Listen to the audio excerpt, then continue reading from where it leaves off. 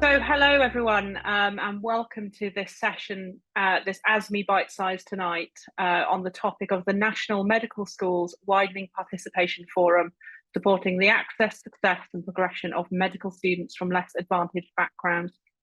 My name is Dr. Sarah Edwards, and I'm one of the directors of ASME. I'm the honorary secretary for ASME, and it's my pleasure to introduce an amazing panel we've got tonight, speaking on a subject very close to my heart. When I'm not ASMEing and being a director, I'm an emergency medicine doctor, and what they're going to talk about tonight is something very close to my heart. And I was just saying to the panel member that I'm a first generation girl from the Welsh Valleys who got into medicine in the early noughties, and it was difficult then, and it's probably increasingly more difficult now. But less about me, and I'm going to hand over to Dr. Claire Ray, who's going to lead the session, and I'm going to disappear into the background. But before I do that, some housekeeping rules. The session is going to be 45 minutes long, give or take a few minutes. If you want to ask any questions, can you use the chat field? The session is being recorded, and a video of the webinar will be made available after.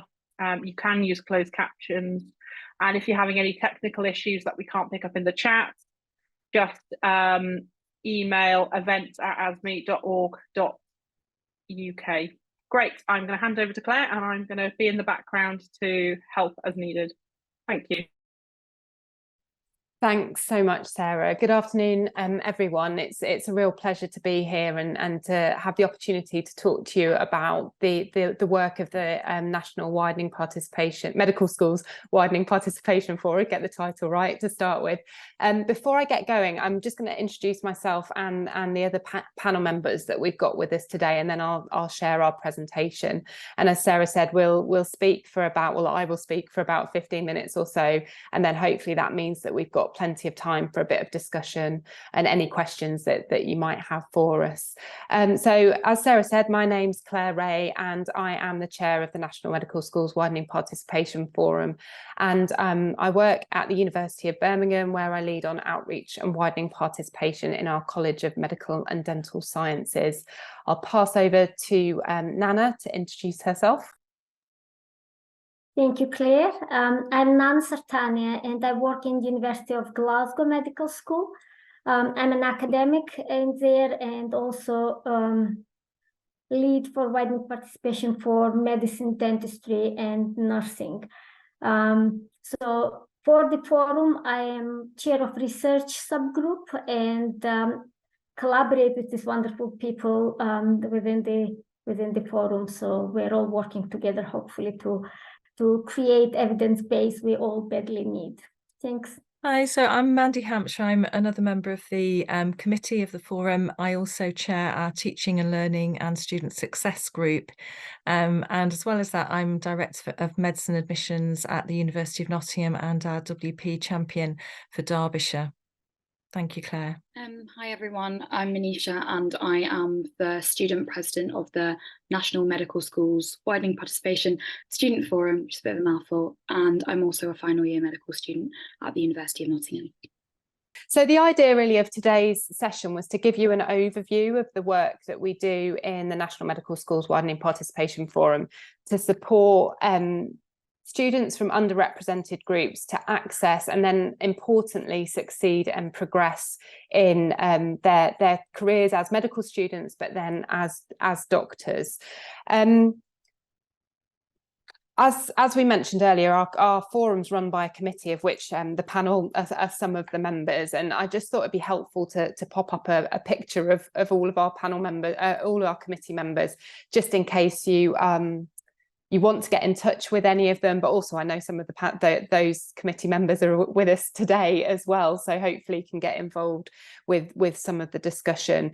But our committee very much is there to support the rest of the forum in getting together in our aim to collaborate to support widening participation. As a forum, we were established in 2017 out of the Medical Schools Council Selection Alliance reference group, and it was really to bring together individuals with a passion, and I think passion is the right word really, because we find a lot of individuals where this subject is really, really close to their hearts, like we heard from Sarah today, either because they've come from a background where maybe very few people came and studied medicine, or it's something that, you know, just they really do have an interest in and want to support a diversity of students to access careers in medicine. And what we wanted to do by forming the forum was really to provide a forum where we could raise issues which impact medical applicants, students and doctors from less advantaged backgrounds, and then see what we can do to develop strategy, resources and other support to ensure that, you know, there becomes a more equitable experience for these individuals. We've got well over 100 members now, and they come from all sorts of different walks of life. So we have academics working in medical schools and in other higher education institutions. We have clinicians, we have professionals working in outreach as well as in the voluntary sector. And of course, students make up a large part of the work that we do, but also contribute to the work we do through our student committee, which I'll mention a little bit more about in a moment. There's a variety of different organisations that are involved, including many of the ones I've mentioned already, but also professional organisations that represent doctors working in the professions and the Royal Colleges. And I think that, you know, that's a really important sort of emerging part of our work, really.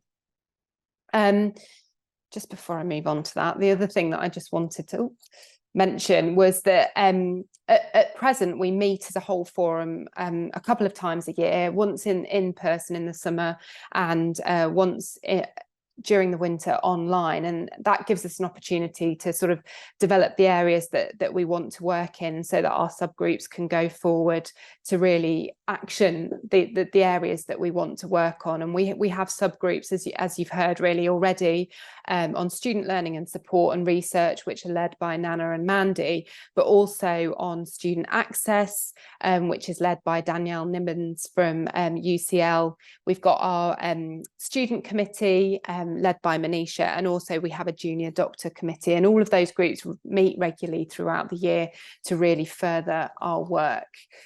Now, I know many members of the audience will already know a lot of this, but I thought it was important to sort of reiterate again why we believe widening participation is so important. I've put a couple of statistics and statements on the left-hand side of this slide that you can have a look at whilst I'm speaking. But originally, widening participation strategies were really focused on access, and particularly focusing on access of students from socioeconomically disadvantaged and therefore educationally disadvantaged backgrounds. And particularly in medical schools, there was a feeling from a certain section of professionals in those medical schools that once we got students into medical school, that was kind of job done. And you know, it was using contextual offers to support students getting in, that was enough. But I think as a forum, you know, we really recognise that educational disadvantage and differences in social capital, cultural capital and economic capital absolutely persist as medical students continue through their training and into their careers as doctors. And I think that our work really recognises that, and that we've got to move away from just equality to thinking about how we can have an equitable outcome for students from all sorts of different backgrounds. So that's really what we're going to focus on today, and think about what that might mean in our different areas of activity. And it will be a bit of a whistle-stop tour because this is an ASME bite size. So this is definitely not meant to be a comprehensive overview of all the work we do, but just to highlight some of the areas in which we work. And if there are people on the webinar today that are interested in getting involved, giving you the opportunity to ask some questions about that, but also please join the forum and get involved with the work we're doing. And I'll put a link up at the end about how you can do that. So we often think of the journey in widening participation as starting with outreach, and thinking about outreach in terms of targeting activities to encourage students from underrepresented groups to really consider careers in medicine and in healthcare. And that might even be at really early ages, right down to primary schools. And as a forum, you know, we're able to work together to better identify the communities that are underrepresented and where outreach can be targeted, so that if we're working with charities, for example, that do work with primary schools, then we can really highlight to them where they might find some of these communities that are underrepresented. At universities, we often target outreach activities by working with teachers to help us identify pupils that will have certain indicators of disadvantage. So that might be things like pupils in receipt of free school meals. It might be students where they're the first in family that would be progressing to university. We also use things like postcode data to look at indices of multiple deprivation. We will also work with schools either as a forum or as medical schools where there is a high proportion of pupils that have these indicators. So rather than targeting individuals, maybe targeting schools where there's a lot of this disadvantage. And we've worked really closely with the Medical Schools Council in their work to identify cold spots where there's real little activity from medical schools or charities working in this kind of arena to support students to progress to medical schools.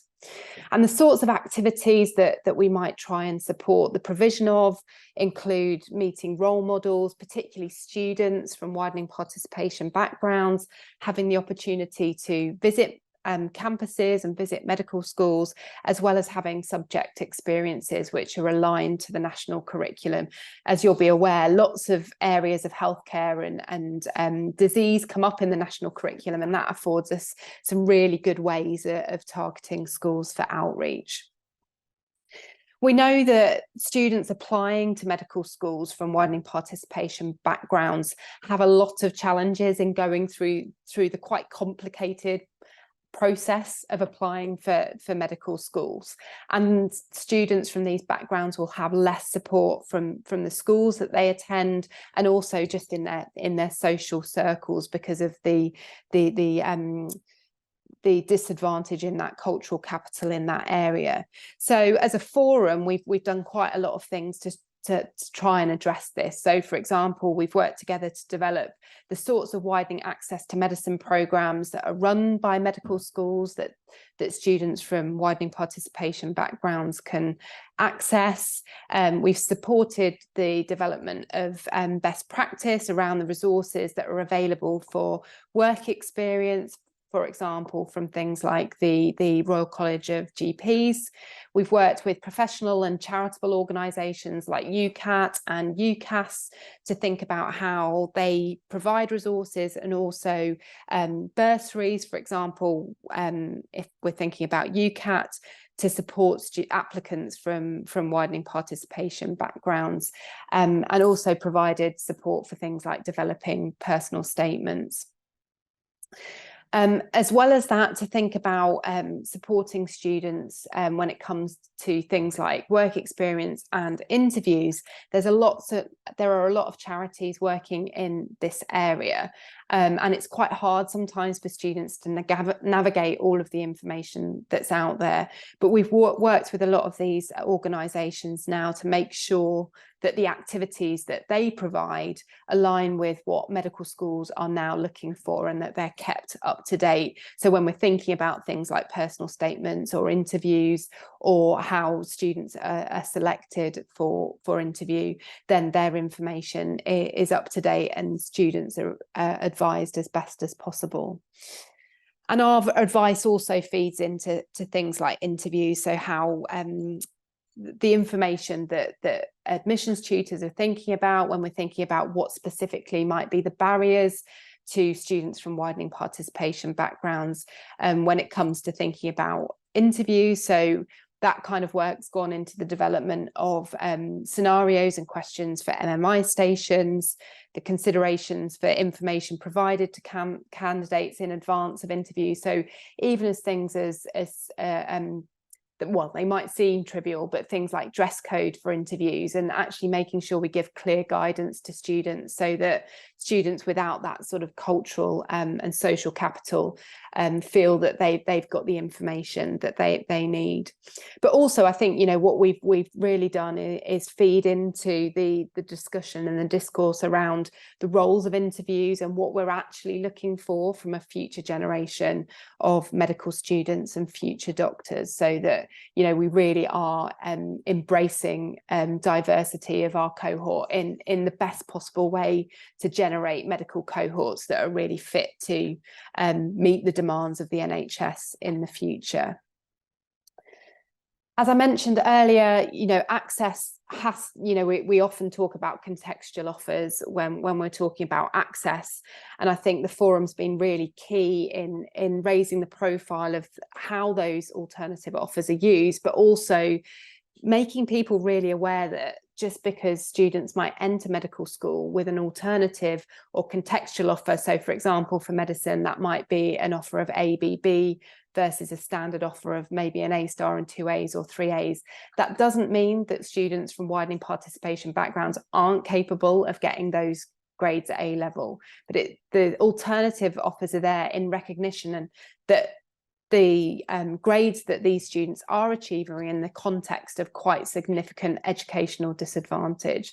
So, for example, many students at state schools in less advantaged areas are not being taught biology, chemistry, all of these other topics by subject specialists. There might not even be a subject specialist teaching chemistry in their whole local authority area, and yet they're still managing to achieve really fantastic results. So having contextual offers that is there to reflect that, not to reflect that, you know, any idea that these students are less academically able. So I think that's a really important thing that we've been able to do as a forum.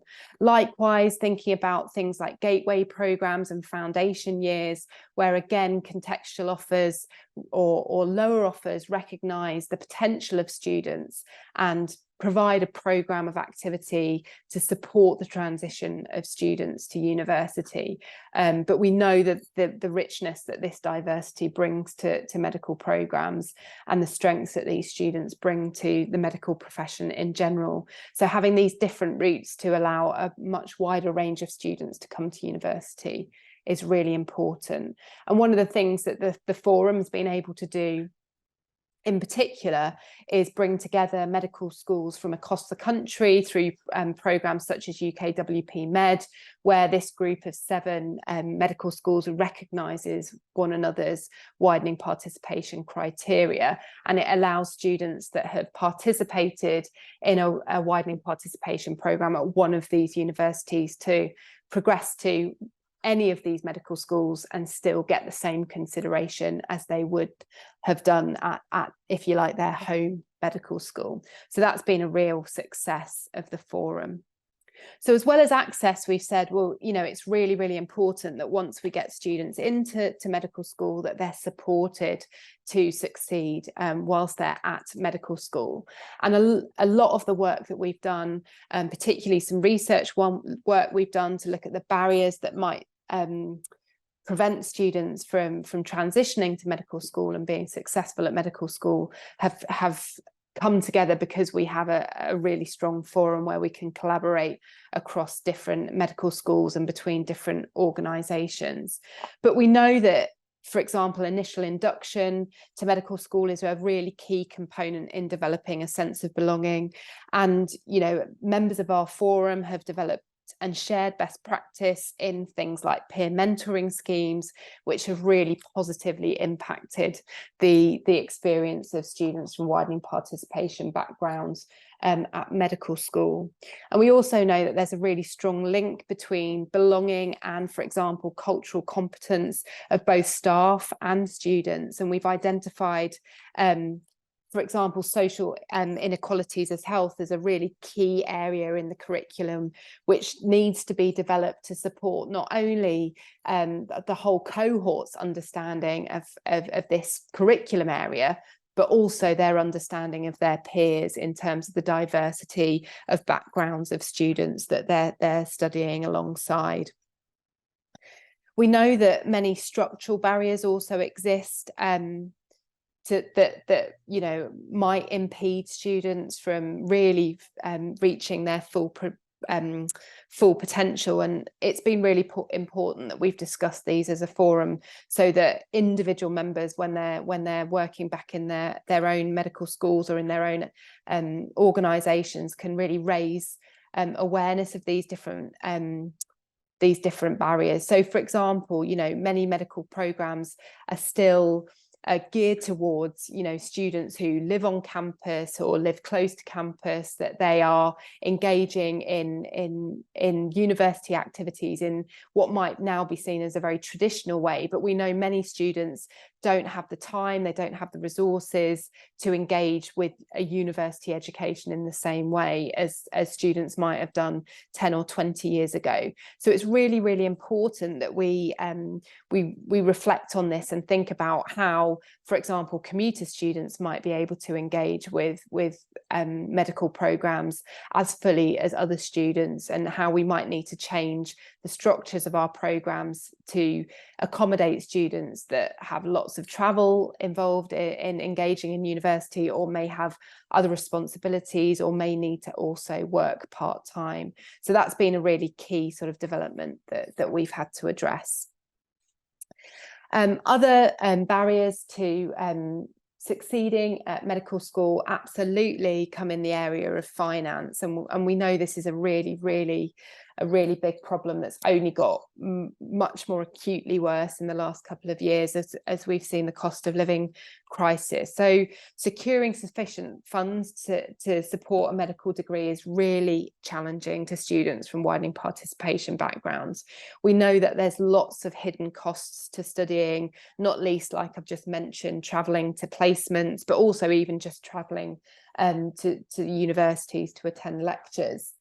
We know that medical programs are really time intensive. There are long hours, there are fewer holidays, so the ability for students from widening participation backgrounds to work during and outside term time is really severely impacted.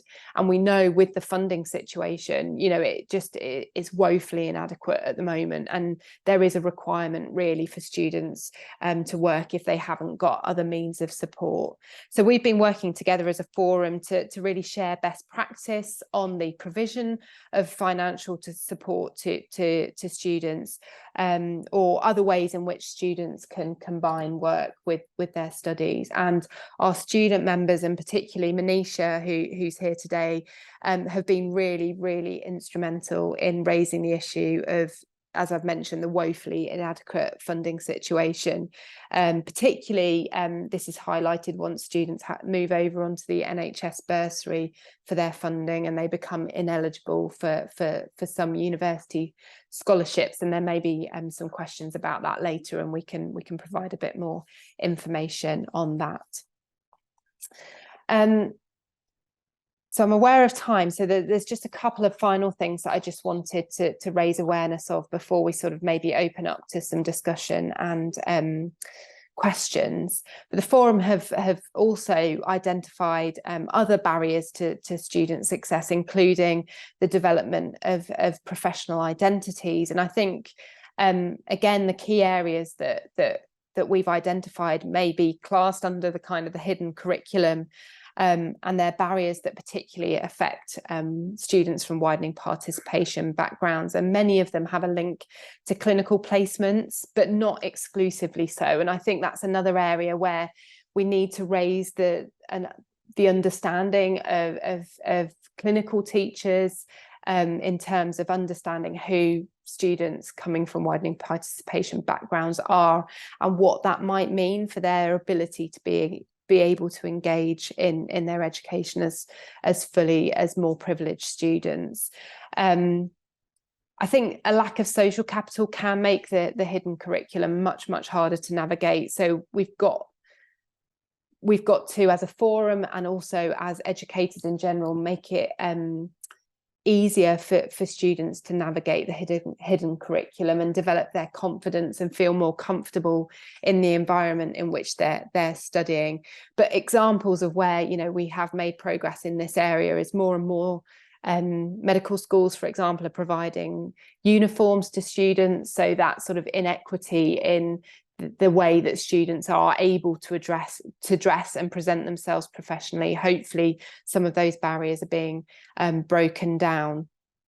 We also need to think about, you know, the barriers faced by students in developing their professional identity and thinking about how we can support them to network more widely, provide mentoring, but also providing support for career advice.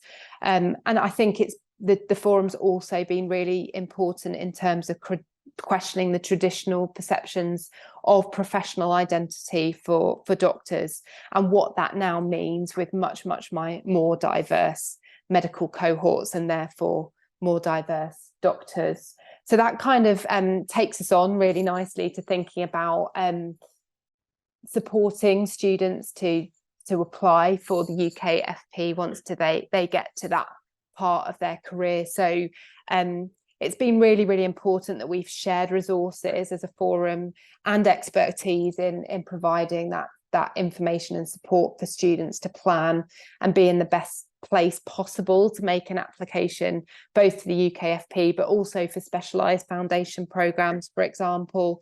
So we need to be communicating about the changes and adjustments that are now in place to allow widening participation students to apply for pre-allocation. But we know that for a variety of reasons, you know, students may need special consideration. And our members, the members of the forum, have got particular knowledge of the barriers that mean students can that may be able to apply for pre-allocation, and they may need particular support through the UK FP. So I think, you know, there's a big sort of education piece around supporting not only faculty but staff to be really well aware of these criteria and make sure that well in advance they're aware of what these might need to be. And, you know, our junior doctor committee as well continues to raise the ongoing issues that doctors face as they progress through their careers when they've come from widening participation backgrounds. And that committee in particular is really keen to raise the ongoing issues with relevant professional organisations and to lobby for the changes that are required from for postgraduate education and to support students as they progress. So I think I'm going to leave it there so that we've got plenty of time for questions, and hopefully as part of those questions we can highlight particularly the role that students have played in developing these areas and think about how we really promote students' involvement in different areas of our work. So I will stop sharing our presentation for now. I was just wondering if there are any questions from our audience at this point, either in the chat, or I'm sure the panel will take them. If you want to, you know, speak in person, you can raise your hand. Is that all right, Claire? Yeah, absolutely. So a comment in the chat is many IMG backgrounds fit with widening participation, but they are not a WP student in the UK. Is support available for widening participate available for them as well? For example, really interested in how you help widening participation / IMG students apply for the specialist foundation programme. Would you be able to share with us about that?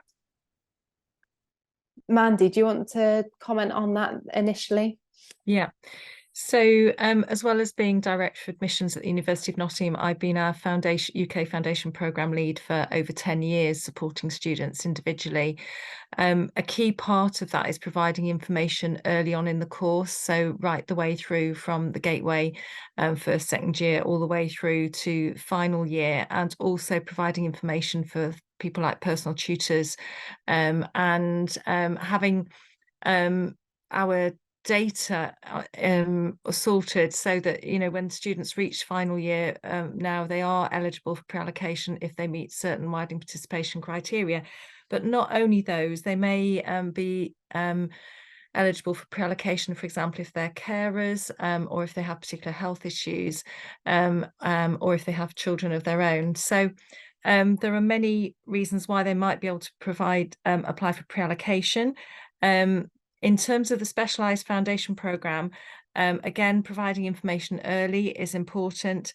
And I would say that working closely with our faculty careers team has been really helpful for our students, so that I sort of have made our faculty careers team aware of the criteria of the process for applying for Specialised Foundation Programme, and they offer one-on-one support to help students with the written application, the white space questions, and then preparing for interview.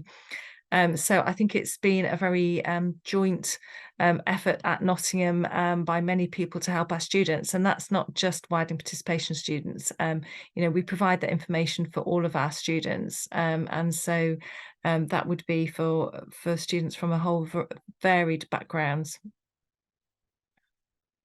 And I would also say that I have spoken to the forum and shared information with so that other medical schools who may be, for example, the newer medical schools who may be having final years for the first time, or even before they have final years, it's been helpful for them to know in advance the issues that their final years might face when, you know, when they get to that point. Great, thank you, Mandy. This question, it may be that I need to answer this, but I will put it to you as a panel.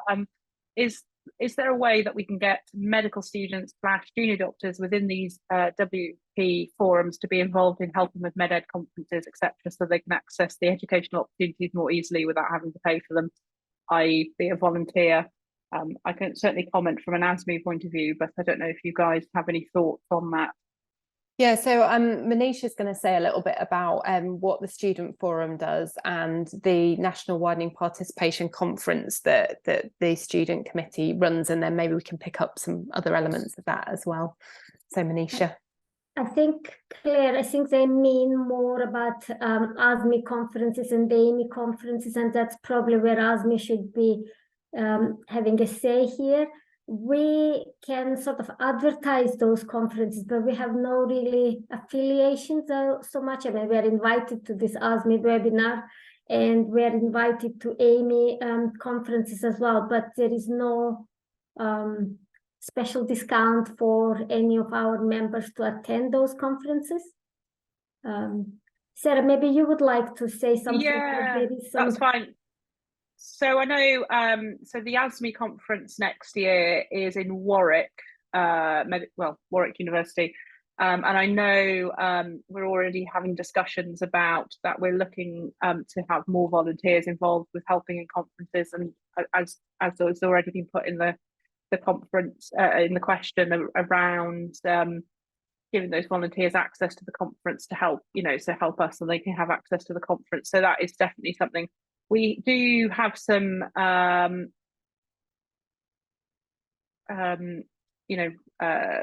widening participation things, and it's something that as an organisation we are looking more into how best to support it, and it's certainly something that we can chat with you guys as a national forum to see how we can help. So that's something going forward. But I'd be interested to hear from Manisha as well, if there's any thoughts or comments that you wanted to add before I mention the next question.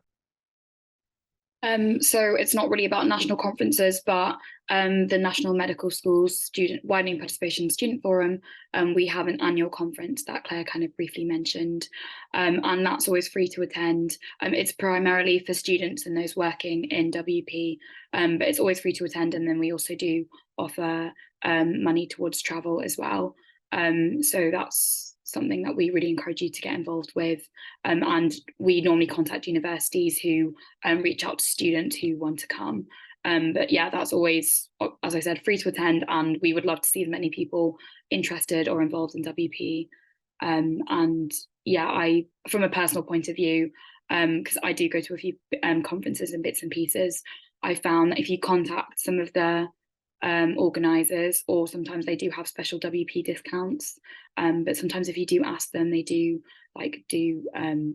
make it cheaper for students, or sometimes I get money from my university to attend them as well, just from a practical point of view. That's great. Thank you very much, Manisha. The next question in the chat is, I'm interested by the use of the word disadvantaged. I come from a WP background and now in postgraduate research focused on WP students, but do not necessarily consider myself as disadvantaged. I would actually say that my background has been advantageous in many ways, such as my ability to relate to patients from similar backgrounds. How do we use the word, in inverted commas, disadvantaged without implying a deficit? Yeah, I mean, I think, yeah, that's a really, really good point, and it's very well taken. And it's always challenging when talking in this space about how do we don't really want to sort of lump any students into any one category. And what really we're doing is recognizing a sort of a systemic educational disadvantage, rather than saying any individual is a disadvantaged student. And I think we absolutely recognize that what we're trying to do is encourage a diverse cohort of medical students, so that then gets reflected in a diverse range of people becoming doctors, so that actually all of that rich experience of all those different people come together to contribute to healthcare in the country. So absolutely take that point, and I think that is really, really important. And I will apologise if I misspoke whilst presenting, but I think it is looking at sometimes when we're sort of talking more generally about how we target different schemes or what indicators we might be looking at. Often we're thinking about all of these different indicators that overall would come together to say, well, if we were looking at different groups of students, one set of students are going to have had to have faced things that will have disadvantaged their ability to achieve in the same way as another group. It's not saying you are a disadvantaged person. So I think thank you very much for that question. I think that's really important to consider, and hopefully you can see how we're sort of trying to bring all of those different things together to support students. Could I just add, thank you, Claire. I think you did that very well. It's very difficult subject and sensitive, but lately we all agree within the forum as well, we just probably call non-traditional students coming from non-traditional background rather from disadvantaged background. I agree that it's about systemic disadvantage in education rather than a specific individual measures. Thanks. And I think the next point, the next question really is around one of the participants has said, I'm a clinical teaching fellow teaching undergraduate students on clinical placement, and I'm from a WP background myself. I have a question about how we go about identifying WP students on clinical placement for extra support. I think there are some systems in place for students who are in a gateway program, but there are a number of students that are still from a WP background, even if they haven't gone through an access program, that are likely to be missing out on the support. Yeah, so if I start with that, and then maybe I'll pass over to Mandy and Nana to comment, because I think it's useful from different perspectives. I think, I would talk more generally about, I don't think we're ever wanting to single out any students. And I think one of the things we really need to think carefully about if we're ever going to make a difference is really thinking about how structural and sort of systemic things impact different students and cause disadvantage. So I think often we hear about supporting individual students or supporting this set of students or this set of students. Actually, what we need to look at is the way we're doing things disadvantaging students from different groups, and actually do we need to look at different ways of doing things which won't disadvantage different groups of students. So thinking about how we might have more flexibility built into how students access their clinical teaching, and that will, I think it is looking at things in a very different way. So I think it's not about identifying individual students as being from one group or another, but it's making sure that the support that is available for all students, or the delivery that we have for all students, means that there is a much more equitable way in which different students can access those things. So if I throw over to Mandy to comment on that, and then maybe Nana can come in as well. I'd agree with you entirely, Claire. I don't think students want to be labelled, and I don't think Gateway and Foundation programme students want to be labelled as different. I think all of our students are really important and should be receiving appropriate support and individualised support. And I recognise at Nottingham we have a far higher proportion of WP students on our 5-year course than just those that enter on our foundation year course. And it is really important that we're considering the needs of all our students as they progress through, and not labelling people, and giving this, making sure that support is available for students. They know how to access it and they can access it without being stigmatized and without introducing biases, whether those are unconscious or conscious, for example, in assessments, or whatever it might be. So I think it would be important to hear from Manisha as a student who, from her perspective on that as well. I think it would be good to hear from her. So hi, I also did a foundation year, so like a gateway year. So it's actually my 6th year of university. I would say that, like, being on placement, it is, I think, moving away from this kind of, I know obviously it is a full-time course and obviously requires full-time attention put to it, but I think it's really important to acknowledge the other commitments that other people have, whether they're WP or not, and making things, I think, communicating and educating students from the outset about the different processes and the support, and using and kind of helping them in a way that supports them rather than uses like in a kind of professionalism way, because I think a lot of students are afraid to reach out for support because they're worried about being unprofessional or getting in trouble with the university and things like that. So I think making sure that students are aware that support is available, having clear places where they can access that, whether that be financial, getting time off placement, making placement be more flexible, and then just general things that might seem like not a big deal but make a massive difference. For example, sometimes I don't get my rota until, like, for my timetabling for placement, until a few days before I start. So I might start on a Monday and get it on the Thursday. That makes it a nightmare for me to organise work shifts. Some of my colleagues who have children or other commitments or caring commitments, it's really frustrating. So helping to give timetables earlier, to make sure that there's opportunities to catch up on things, to make it more flexible, to think about travel time. For example, I don't have a car, so I'm reliant on public transport. To get somewhere that, like, might take my friend 25 minutes in a car, could take me like an hour and a half. So just being aware of that and kind of making adjustments that are more reasonable, or more considering those. Obviously there's a lot of students, there's not always that much room on placement and things like that, but I think having those things in place do make a difference, because especially after 2 or 3 years of placement and traveling that much and having to work alongside university, it does become quite draining and tiring, and I think it just has a big impact on well-being and the general enthusiasm about medicine as well. So I think it would be appreciative. Thank you, Manisha. I think all very well covered points, and mostly we are talking about undergraduate setting, of course, because we are all working in the medical schools, but what happens beyond undergraduate school, that's probably a bit more complex, because especially, as I said, I work in Glasgow, so in Scotland we have got national program, outreach program called REACH, and we have got the Gateway program as well. So the students who are on that program, they are yeah, exactly like Mandy said, that nobody wants to label, but at least they are known to the system, those students who came via REACH program.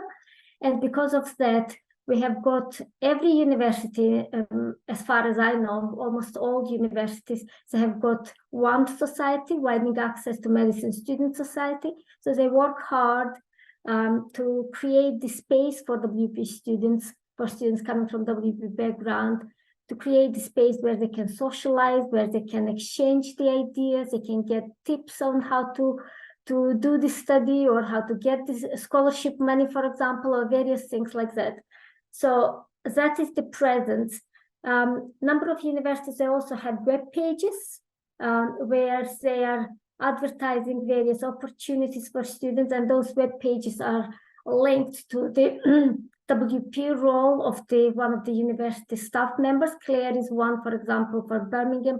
I'm the one in Glasgow, so I'm sure Mandy has as well. So there are various ways where this type of support can be accessed. Somebody was asking how would they be known to the system. So in undergraduate setting, probably it is a bit easier than in postgraduate setting, but having a person known for interests, for activities in WP areas, that makes already a little bit easier for the students or for junior doctors to access, to find out more information and to be part of that little network. Exactly what Claire was talking about, belonging. So once you know that there is a network, you're part of that. So things become a bit easier because you can get help when you need and you can find out information you need.